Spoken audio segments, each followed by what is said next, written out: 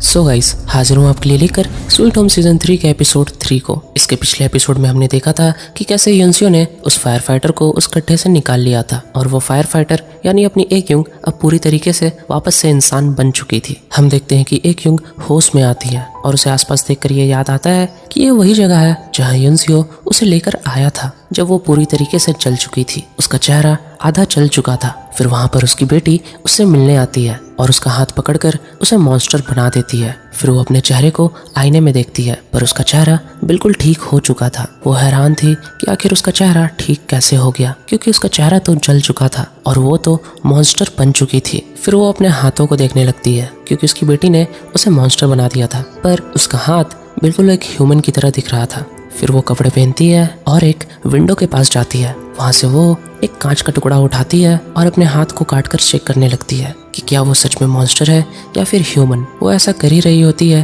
कि तभी वहां युनू आ जाती है और उसे ऐसा करने से रोक देती है। युनू उससे कह रही होती है कि ऐसा मत करो, तुम्हारे घाव इतनी जल्दी भरेंगे नहीं क्योंकि अब तुम इंसान बन चुकी हो। उसके बाद युनू उसके और करीब आती है और उससे पूछती है कि क्या तुम्हें कुछ याद है। इसके बाद एक युनू उसे बताती है कि एक सपना जो बहुत अजीब था। युनू उसे बताती है कि वो कोई सपना नहीं था, तुम सच में मॉन्स्टर बनी थी।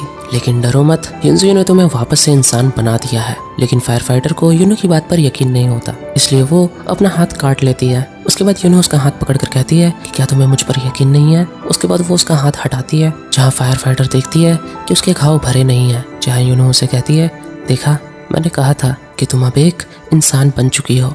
इसके बाद फायर फाइटर युनू से पूछती है कि युनसियो कहाँ है। उसके बाद युनू उसे एक जगह पर लेकर जाती है जहां हम युनसियो को देखते हैं जो कि बेहोश पड़ा था। युनू उस फायर फाइटर से कहती है कि तुम्हें बचाने के बाद से ही वो ऐसी हालत में है। फिर वो फायर फाइटर अंदर जाने लगती है, लेकिन युनू उसे ऐसा करने से मना कर देती है। वो उससे कहती है कि वो खुद ही होश में आ जाएगा। अगर हमने जल्दबाजी किया तो कहीं हम उसके अंदर का मॉन्स्टर ना जगा दे, इसलिए यही ठीक होगा कि हम उसे थोड़ा वक्त दें ताकि वो खुद से ही होश में आ जाए। फायर फाइटर भी उसकी बात अच्छे से समझ रही होती है, इसलिए वो युनसियो को नहीं जगाती। फिर युनू फायर फाइटर को बताती है कि युनसियो किसी के भी सपने में जा सकता है और फिर उससे कहती है तुमने जो सपना देखा था वो कोई सपना नहीं था, और क्या तुमने अपने सपने में युनसियो को देखा था। वो कहती है कि हाँ, मैंने उसकी आवाज़ सुनी थी, वो मुझे जाने से रोक रहा था। मैंने खुद को छुड़ाने की बहुत कोशिश की, लेकिन वो मुझसे बार बार कह रहा था कि वो सिर्फ एक भ्रम है, तुम आगे मत जाओ।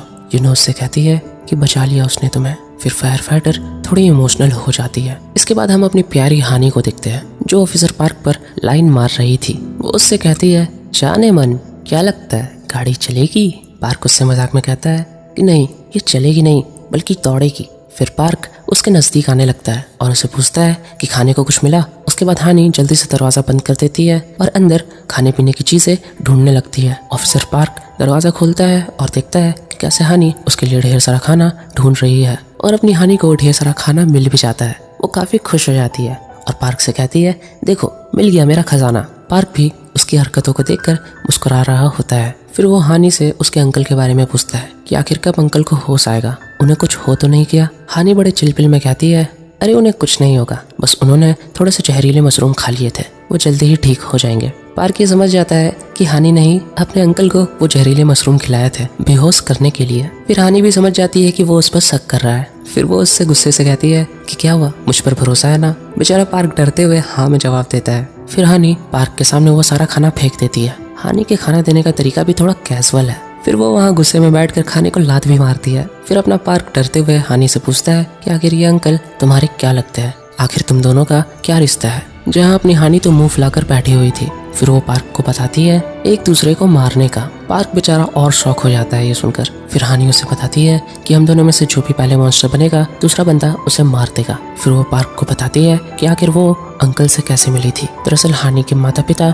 मॉन्स्टर बन गए थे और वो हानी को मारने के लिए आगे बढ़ रहे थे। तभी वहाँ पर वो अंकल आते हैं और हानी के माता पिता को जान से मार देते हैं। हानी ये सब देखकर काफी डर गई थी। स्टार्टिंग में बेचारी बहुत मासूम थी, पर अब देखो थोड़ी बिगड़ गई है। फिर वो अंकल हानी के माता पिता को गोली मारने के बाद उनमें पेट्रोल छिड़क कर उन्हें आग लगा देता है। हानी उसे ऐसा करने नहीं दे रही होती, लेकिन उस अंकल ने हानी के माता पिता को जला दिया था। हानी उस वक्त काफी रो रही होती है। उसके बाद से ही हानी उस अंकल के साथ रहने लगी थी। उसने उस अंकल को कहा भी था कि तुम्हारे मॉन्स्टर बनते ही सबसे पहले मैं तुम्हें मारूंगी, और यही वजह है कि वो अब तक अंकल के साथ रह रही है। वो उस वक्त काफी गुस्से में थी। अंकल मस्त खाना खाते हुए कह रहा होता है कि हाँ मार देना मुझे कोई फर्क नहीं पड़ता, मुझे ऐसे भी मॉन्स्टर बनकर नहीं जीना है, जैसे ही मुझ पर सिम्टम्स दिखेंगे तो मुझे मार देना। हानि गुस्से से कहती है हाँ मैं पक्का तुम्हें मार दूंगी। अंकल कहता है कि ठीक है, बस भूलना मत, अपना वादा याद रखना। फिर वो उसे भी कुछ खाने के लिए देता है और उससे कहता है कि तुम बहुत दिनों से भूखी हो, चलो अब खा भी लो। दरअसल क्या है कि वो अंकल बुरा नहीं था,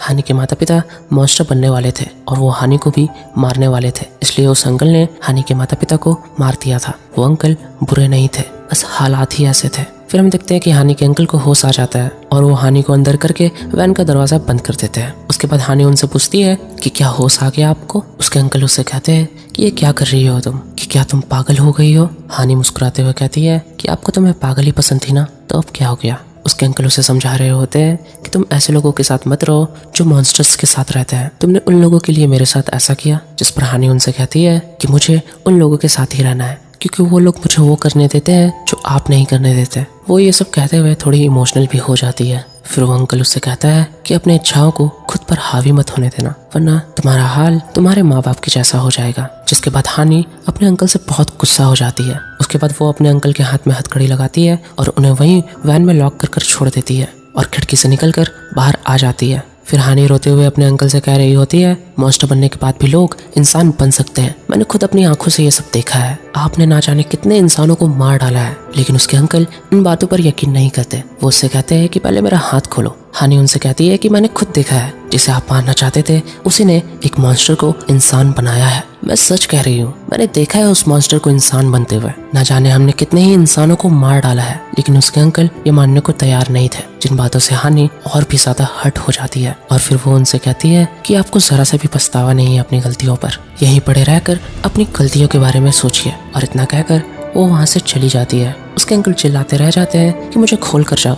हम देखते हैं कि हानि एक कार के पास आकर काफी रो रही होती है। तभी वहाँ पार्क आता है और उससे पूछता है कि क्या तुम ठीक हो। जिस पर हानि अपने आंसुओं को छुपाते हुए मुस्कुराकर कहती है कि तुम्हें क्या लगता है। पार्क ये सब समझ रहा होता है कि हानि अंदर से बहुत दुखी है। फिर हानि अपने अंकल के बारे में उसे बताने लगती है कि मेरे अंकल हमेशा अपनी मनमानी चलाते रहते हैं, पर वो दिल से इतने भी बुरे नहीं है। इतना कहकर हानि वहाँ से चली जाती है। फिर हम देखते हैं उस फायर फाइटर को जो तैयार होकर उस जगह से जा रही होती है जहाँ यूनो उसे रोकती है और कहती है कि कहाँ जा रही हो, पहले युनसियो को होश में तो आने दो। जहाँ एक यूंग उससे कहती है कि मेरी तरफ से उसे शुक्रिया कह देना। जहाँ यूनो उससे कहती है मैं क्यों बोलूं, उसने तुम्हें बचाया है, तुम्हें खुद ही उससे कहना चाहिए। पर एक यूंग जाते हुए वहाँ से कह रही होती है कि मुझे जाना होगा, मेरी बेटी मेरी तरह और लोगों को मॉन्स्टर बना देगी। यूनो उससे कह रही होती है कि पर वो ऐसा क्यों करेगी। जहाँ एक यूंग उससे कह रही होती है कि सारी गलती मेरी है, मैंने ही उसे कभी इंसानों के साथ नहीं रखा, मैंने हमेशा उससे यही बताया है कि इंसान बुरे होते हैं क्योंकि वो मॉन्स्टरों को मारते हैं। जहाँ फिर यूनो उससे कहती है कि वो कहाँ मिलेगी, युनसियो को उठने दो, फिर हम साथ मिलकर उसे ढूंढेंगे। जहाँ वो फायर फाइटर उससे कहती है कि वो स्टेडियम में ही जाएगी क्योंकि उसे वही एक जगह पता है। वो उससे कहती है कि ये सब मेरी ही गलती है और इस गलती को मैं ही सुधारूंगी। इतना कहकर वो वहाँ से जाने लगती है। यूनो उसका हाथ पकड़ लेती है और उसे अपना गन देती है और कहती है कि इसे ले लो, वहाँ तक जाने के लिए इसकी जरूरत पड़ेगी। एक यूंग उसे थैंक्स कहकर वहाँ से चली जाती है। फिर हम देखते हैं कि यूनो युनसियो को ये सारी बात बता रही होती है कि एक यूंग यहाँ से जा चुकी है। वो ये सारी बातें उससे थोड़ी दूर में बैठकर उसे ही बता रही होती है। हम देखते हैं कि युनसियो अब भी बेहोश पड़ा था। यूनो उससे इमोशनल होकर कह रही होती है कि तुम तो मुझे जानते हो मैं कितनी जिद्दी हूँ, मेरी फैमिली ही पूरी जिद्दी है और सबसे ज्यादा जिद्दी मेरा भाई है। वो उससे कह रही होती है कि क्या मेरा भाई भी जिंदा होगा तुम्हारी तरह। वो ये सब कहकर काफी इमोशनल हो रही होती है और फिर यून से उससे कहती है कि तुम हार मत मानना और फिर वो भी उसके बगल में लेटकर सो जाती है। इसके दूसरे सीन में हम उन विलन्स को देखते हैं जो कि स्टेडियम की तरफ जा रहे होते हैं। हम MH5 को देखते हैं जिसके पेट में थोड़ा दर्द हो रहा था। फिर उनकी गाड़ी का पेट्रोल खत्म हो जाता है जिसकी वजह से उन्हें वहीं रुकना पड़ता है। फिर सारे लोग गाड़ी से उतरने लगते हैं। MH4 MH5 से पूछता है कि क्या तुमने उन ऑफिसर्स को मार दिया था, जिस पर MH5 हाँ में जवाब देती है। पर MH5 कहता है कि पता नहीं क्यों मुझे तुम पर यकीन नहीं है क्योंकि तुम्हारी हरकतें कुछ ऐसी है। और फिर वो उसे छूने लगता है। MH5 उसका हाथ हटाकर गुस्से से कहती है कि दोबारा हाथ मत लगाना। जिसके बाद MH4 वहाँ से चला जाता है और एज ऑडियंस हमें पता है कि MH5 ने उन ऑफिसर्स को नहीं मारा था। हम देखते हैं कि MH5 के पेट में कुछ तो हुआ है। उसके बाद हम अपने विलन संगवुक को देखते हैं जहाँ डॉक्टर लिम उससे पूछ रहे होते हैं कि वैसे तुम किस पौधे की बात कर रहे थे। उसके बाद संगवुक उसे बताने लगता है कि मैंने एक्यूंग को देखा था उस लैब में। और मैं ये बता दूं कि ये सीन सीजन 2 का है, जहां हमने देखा था कि एक्यूंग अपने हस्बैंड की डेड बॉडी के पास थी और उसकी डेड बॉडी को देखकर वो काफी रो रही होती है और वो उस वक्त प्रेग्नेंट भी थी। सैंगवुक डॉक्टर लिम को बता रहा होता है कि मैंने उसके पेट में अपने बच्चे को देखा था।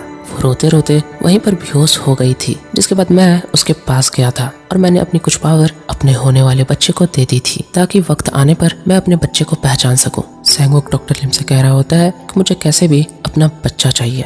डॉक्टर लिम मुझसे कहता है कि तुम्हारे बच्चे को तो नहीं पता, पर तुम्हारी बीवी उस स्टेडियम में नहीं मिलेगी। बस सैंगवुक उससे कहता है कि वो वही है, मैं अपने बच्चे को महसूस कर सकता हूँ, वो स्टेडियम में ही है। जिसके बाद डॉक्टर लिम रुककर उसे गौर से देखने लगता है, जहाँ सैंगवुक उससे कह रहा होता है कि मैं अपने बच्चे से बहुत जल्द मिलने वाला हूँ। और इसी के साथ ये पार्ट यहाँ पर एंड होता है। सो गाइस, वीडियो अगर पसंद आई है तो वीडियो को एक लाइक कर देना। चैनल पर पहली बार आए हो to do subscribe and hit the bell icon. इसके नेक्स्ट पार्ट देखने के लिए आप लोग जल्दी जल्दी कमेंट करें। फिर मिलते हैं इसके अगले पार्ट में, तब तक के लिए take care and bye bye lovelies.